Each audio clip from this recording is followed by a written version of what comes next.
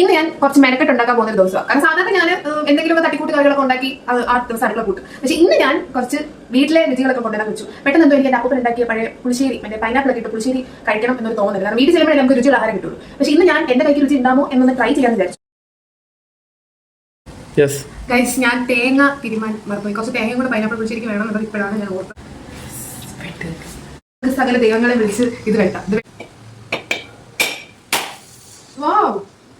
കിട്ടി. ഞാൻ കുടിക്കണോ അതോ അധ്വാനിക്കുന്ന ക്യാമറമാനെ കൊടുക്കണോ? വേണോ?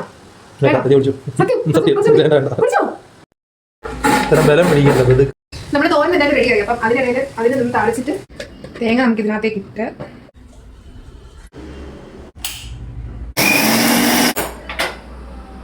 ഞാൻ ഈ പാത്രങ്ങളൊക്കെ എടുക്കുന്ന സമയത്ത് ഞാൻ അമ്മ ആലോചിക്കും. വീട്ടിൽ നിന്ന് പാത്രം ഞാൻ എടുത്തോണ്ട് വരാൻ അമ്മ സമ്മതിക്കത്തില്ല. അമ്മയ്ക്ക് പാത്രം എന്ന് പറഞ്ഞാൽ വീട്ടിലെ സ്വർണ്ണം എടുത്തോണ്ട് ഒരു കുഴപ്പമില്ല. പാത്രം എടുത്തോണ്ട് പോയി അമ്മ അടിച്ചു കൊല്ലും. അത് ഉറപ്പാണ്.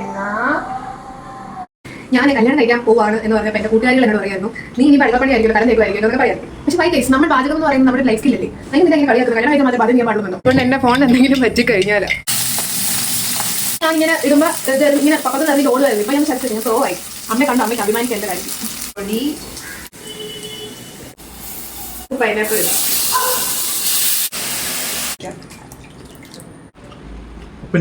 ഉപ്പ് ബാക്കിയല്ലോ.